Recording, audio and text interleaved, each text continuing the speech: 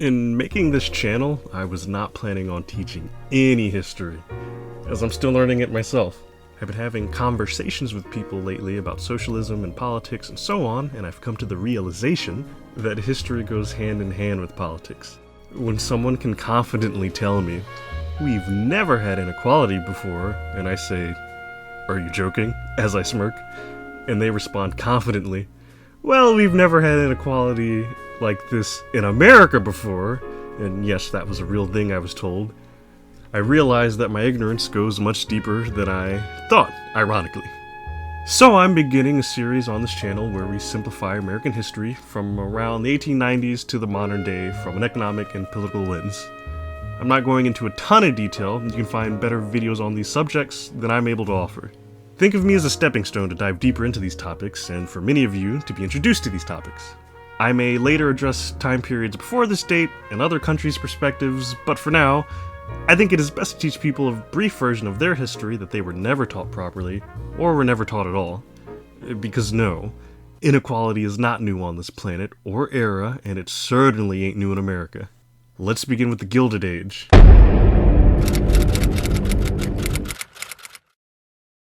So the Civil War just ended.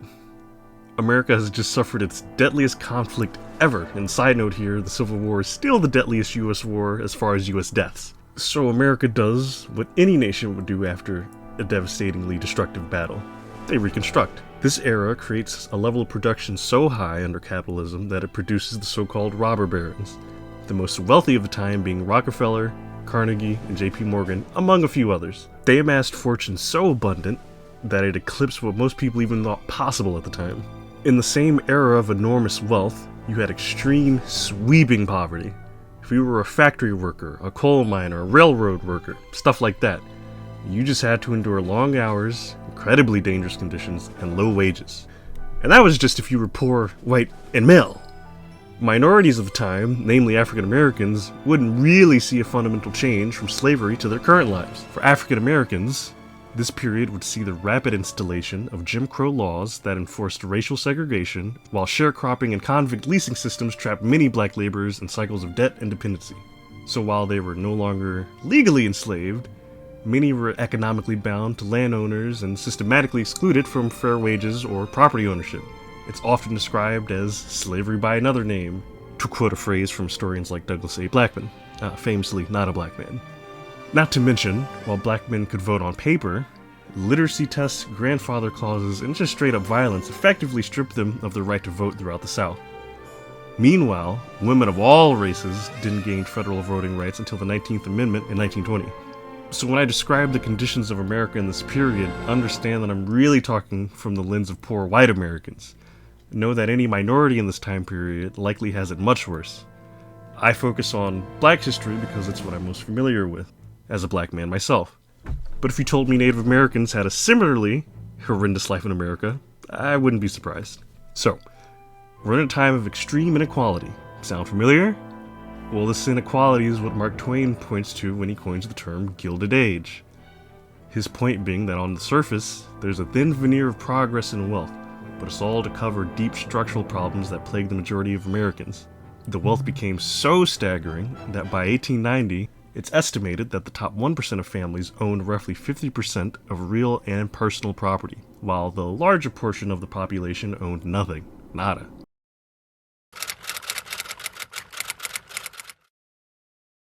As a reaction to this, you had multiple opposition camps. Once again, you will see some parallels to today. First, you had reformists. These people were interested in retaining the institution of capitalism, but recognized that it needed many tweaks to curb extreme inequality.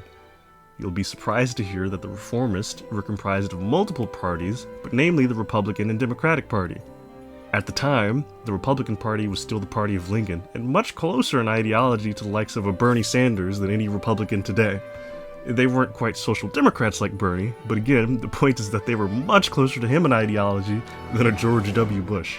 The Republicans of this era were like proto-social democrats. They didn't believe in the redistribution of wealth, but they did want the government to regulate wealth. They wanted limited social programs. They wanted to break up monopolies to restore competition. Compare this to the Democrats pre-FDR. They largely represented the South and rural North, but still had some relatively progressive ideas for the time, like the Federal Reserve Act, or income tax, or child labor limits, the keyword being limits. But don't get it twisted, the Democrats of this era were a lot closer to the Republicans of today. They were still deeply racist, anti-labor, and pro-business, which actually sounds a lot more like the Democrats of today. The Republicans of today are much worse. Contrast these reformists to another emerging and popular party of the time that I've only known about since maybe a year ago as of this recording. That being the based-as-hell Socialist Party of America. And yes, I'm biased. We all are, accept it. These were the true socialists championed by leaders like Eugene V. Debs, a former labor organizer and railroad union leader who would go on to run for president multiple times, gaining nearly 1 million votes, which was a mere 6% of the vote, in his final run for office. Thus the party believed that workers should own the means of production. They believed the two major parties were both servants of capital. They believed reforms were good, but insufficient. The problem is the system itself. They believed the state should serve the working class, not corporations. While they would never win presidency, they would build hundreds of local governments. Milwaukee in particular had several socialist mayors who proved both efficient and non-corrupt. Unfortunately, the movement would be largely crushed after World War I, after fears of a revolution inspired by that of the Russian Revolution. This is where you get the 1917 Espionage Sedition Act, which criminalized anti-war dissent. Eugene V. Debs would go on to be jailed for an anti-war speech he gave. While released from prison, he would die just 5 years later due to a heart problem he developed during his time in prison. Shortly before his imprisonment, you had the first Red Scare, which saw socialists branded as subversive. This is where the word progressive becomes a popular substitute for the word socialist as to avoid any legal consequences or humiliation. Today, and even back then to an extent, progressive has been used as an umbrella term to describe anyone remotely left of center. Today in particular, it doesn't have anything to do with ideology though. It's more of a boogeyman word used against the opposing team. Even conservatives like Obama or Joe Biden will be called progressives at that time, even though the term is unfitting of them and laughable at best. Because of the joint efforts of the reformists and socialists, the early 1900s did see some positive change. Monopolies were broken up. Workplace regulations were beginning to be implemented. There were some political reforms like the direct election of senators via the 17th Amendment and changes in labor laws. This bipartisan effort showed that laissez-faire capitalism alone left huge swaths of people behind and created structural inequality. Laissez-faire essentially means let whatever happens happens. Don't regulate, let the market do what it does with no input from the government. The politicians of that era knew that was a stupid-ass idea. Yet somehow, 100 years later, we've reverted back to those same debates. What the politicians of that era wouldn't learn, unfortunately, is that the socialists were correct. Despite reform, inequality remained deeply embedded in everyday life. Workers struggled, and immigrants lived in abject conditions. Once again, I remind you that for minorities in America, the situation was all that and worse. This reformist era mitigated but did not erase the structural forces of wealth concentration.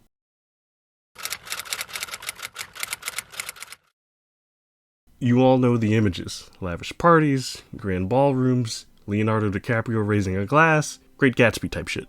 And while, like Twain pointed out, the wealth was a thin veil hiding American poverty, the wealth of the Roaring Twenties was real, for some people, the only successful minority that is. By this point, John D. Rockefeller had become the first billionaire. Think about that. A billionaire 100 years ago. Crazy, right? The 1920s saw huge economic growth. Consumer culture expanded. Markets, don't pay too close attention. Everything will be fine, I'm sure. And everything was fine. For Rockefeller and the other elites. When the markets crashed, elites like Rockefeller and Carnegie got to enjoy the benefits of socialism secondhand. When the stock market crashed in 1929, jump-starting the Great Depression, the burden of wealth loss would be spread amongst the poor citizens of America, meaning Rockefeller would leave the 1920s still a billionaire as the 1930s approached. But for regular Americans, well, regular white Americans, unemployment would soar, banks failed, farms collapsed. Inequality and systemic failure had finally converged.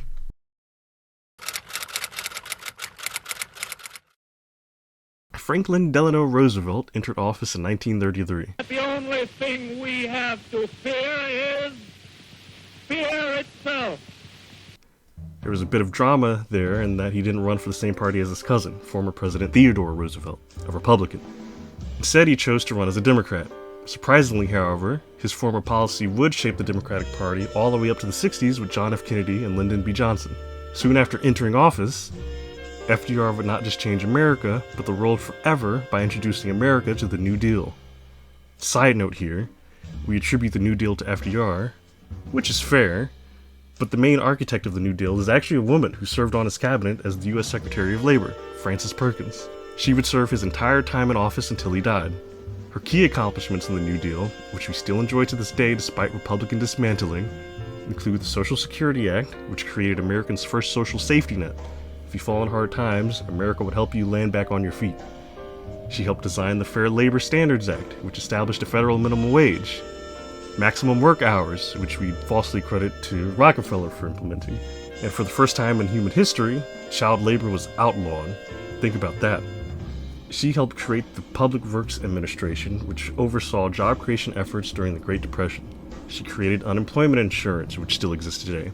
It's reported that before joining FDR's cabinet, she said to him, "If I am to be Secretary of Labor, you must know that I will demand a program of social and economic reform, including insurance for the unemployed, old age pensions, and the abolition of child labor." FDR agreed. W. Frances Perkins.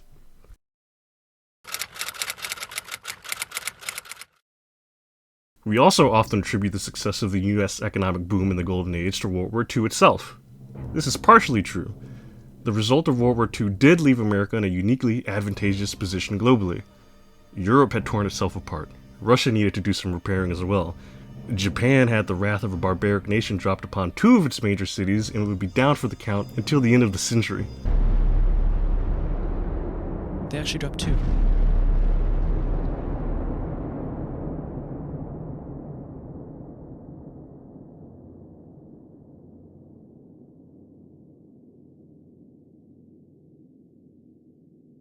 That leaves the US as the clear sole superpower. Just as the US had to spend money on reconstruction efforts after its Civil War, the rest of the world that had engaged in World War II had to do the same. Well, the rest of the Western world. Other countries that had participated still had to overcome their own issues. Largely, colonization and enslavement by the Western powers, an issue that is still ongoing today. But America had no such problem after World War II. There was no battlefield in America. Meaning, it could take all the money it was gaining and use it to rape Africa and South America. Largely unopposed by any other major power. Except Russia, which would lead to the era of the Cold War, which we will discuss in a future video. America would use its unique advantage to create allyship with Europe, create the IMF and World Bank, cementing the US dollar as the world reserve currency. America would begin the creation of its military-industrial complex with operations in the Congo, Liberia, Angola, Ghana, Nigeria, among other places. America was on its shin post-World War II. But it wasn't solely because of World War II. Taxes kept the wartime boom from becoming a rich man's bubble.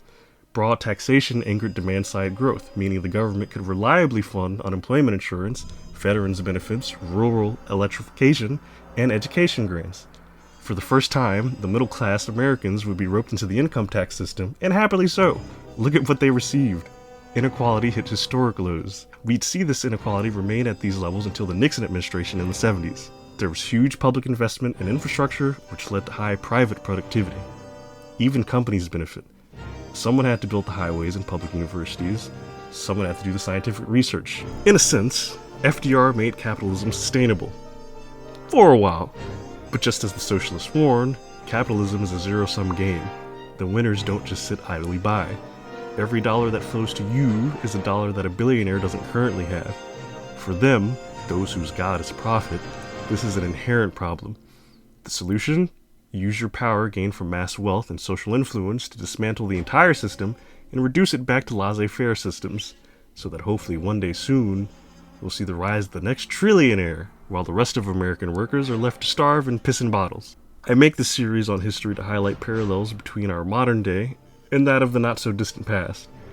I want people to understand the historical context behind where we are today, what certain terms like socialism actually mean, or how certain words like progressive came about. If we do not learn from our history, we are doomed to repeat it. But I think today is an opportune time to fight back. We already know the enemy's playbook. We know they will try to stop power from growing with the masses, and they will do whatever it takes to make sure you and your loved ones die poor. But it doesn't have to be that way. As I create more videos, some will highlight actions you can take today, like joining organizations or learning practical skills like farming. I have much more to come, because I know a better tomorrow is possible. Thanks for watching.